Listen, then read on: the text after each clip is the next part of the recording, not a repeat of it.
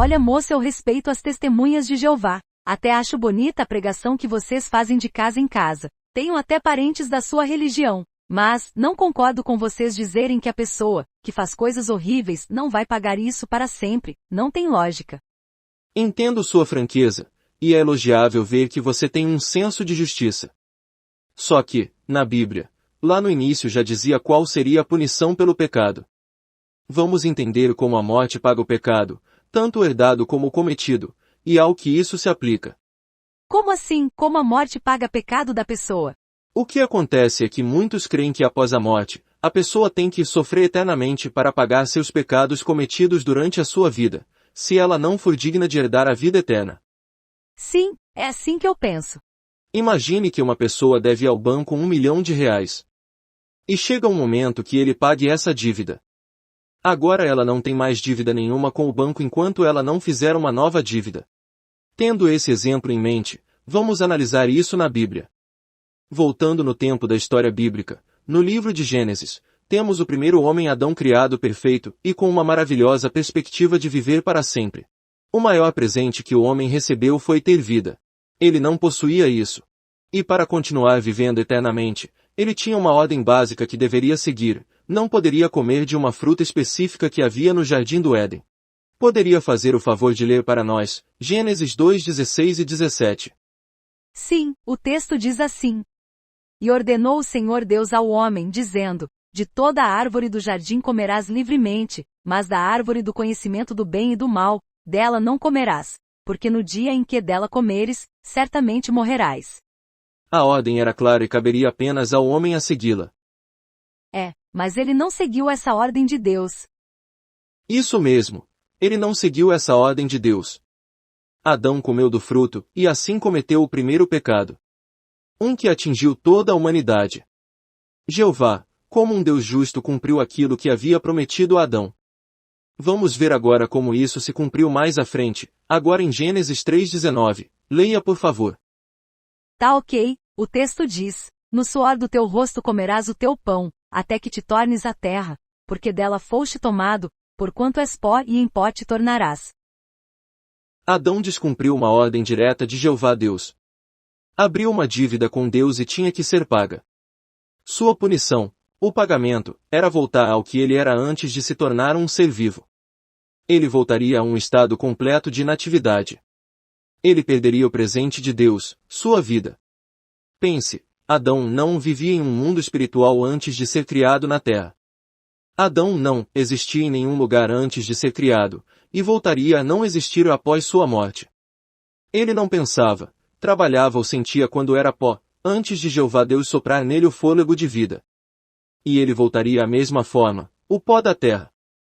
Gênesis 2:7 fala que Jeová Deus criou Adão e deu a ele consciência. Depois da morte ele e todos os que morrem perdem essa consciência, como diz Eclesiastes 9:5. Então simplesmente morrer é a punição pelos pecados? Isso não é justo. Bem, primeiro temos que lembrar que Jeová é um Deus justo. E nenhum de nós negamos isso. E voltando como no caso do banco, depois de pagar toda a dívida não seria justo ainda estar devendo o banco eternamente. Vamos analisar mais dois textos para entender melhor isso. Primeiro leia Romanos 6:7. Sim, o texto diz: pois quem morreu foi absolvido do seu pecado. Aqui esclarece-se um equívoco comum: não é o momento da morte, o último suspiro, que paga os pecados. Isso precisa ficar bem claro para que todo o resto faça sentido. É o estado de morte, a pessoa permanecer morta, que paga os pecados. Leia por favor, Romanos 6:23. Romanos 6:23. Porque o salário do pecado é a morte, mas o dom gratuito de Deus é a vida eterna mediante Cristo Jesus nosso Senhor. Romanos 6:23 não contrasta a morte com o nascimento, contrasta a morte e vida eterna. O salário do pecado é a pessoa morrer e permanecer morta. Morte, em Romanos 6:23 significa estar morto, não significa vir a óbito, ou dar o último suspiro. O pecado permanece pago, enquanto a pessoa permanece morta. Existem dois tipos de pecado. Eu preciso que você entenda isso. O herdado de Adão, que todos nós nascemos com ele, a imperfeição humana, a nossa inclinação para fazer o mal. Temos como exemplo o que está registrado em Salmo 51:5 que diz: Sou pecador desde o momento em que minha mãe me concebeu. Agora os pecados voluntários, os que são cometidos durante a vida da pessoa contra Deus, e posso dar outro exemplo bíblico para você disso, que é o registrado em Lucas 7:37 que diz: Uma mulher, conhecida na cidade como pecadora. Ou seja, pelas coisas que ela fazia era evidente os erros dela. Esses erros é o que vai gerar uma ficha da pessoa perante Jeová. Sendo esse histórico, ou ficha de antecedentes da pessoa levado em conta se ele merece ser ressuscitado ou não. A ficha limpa, dos ressuscitados refere-se a esses pecados voluntários, específicos e individuais, que ele cometeu durante a vida, não ao pecado herdado. Assim como Jesus, se ressuscitasse como homem, no mesmo corpo que morreu, anularia o pagamento do resgate. Mas Jesus não foi ressuscitado na carne. Cristo foi morto na carne, mas recebeu vida no Espírito. Isso está em 1 Pedro 3,18. Um pecador, ao ser ressuscitado, anula o pagamento do pecado herdado. Por isso, as pessoas ressuscitadas, até mesmo por Jesus Cristo, morreram novamente. Para ilustrar, um amigo tem uma dívida com você. Um belo dia ele vem e lhe paga o que devia. Mas você fica sabendo que seu amigo está passando necessidade com sua família. Você vai e lhe devolve o dinheiro. Ao devolver-lhe o pagamento, cancela-se o pagamento da dívida. Quando Jeová devolve a vida a um morto, como Lázaro, amigo de Jesus, o pagamento do pecado é automaticamente cancelado, a pessoa ressuscita novamente com a dívida do pecado herdado. Por isso ela volta a morrer. Mas continuemos na ilustração.